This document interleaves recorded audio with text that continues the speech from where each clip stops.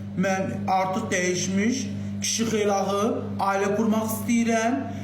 Başa düşürsən, tək tənha yaşayıram, büyücər istəyirəm ki, evlənəm. O da olmur. Başa düşürsən, heç kim yoxdur.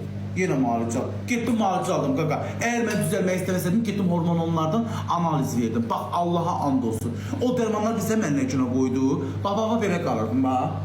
Halsız, sulsuz. Yo, elə söz deməyim bax.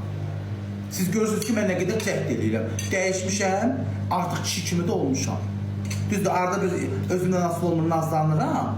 O özümdən asıl olmur. Doğallıqda Allah da mənə belə yaradır, mən ayrı. Kiməsə lağ eləmək düzgün bir şey deyil. Bu nə də şaqqıldadırsan? Bu nə belə şaqqıldayır ha? Zırt kişi kimi olmuşsan. Niyə elə deyirsən ki, ay qaqa?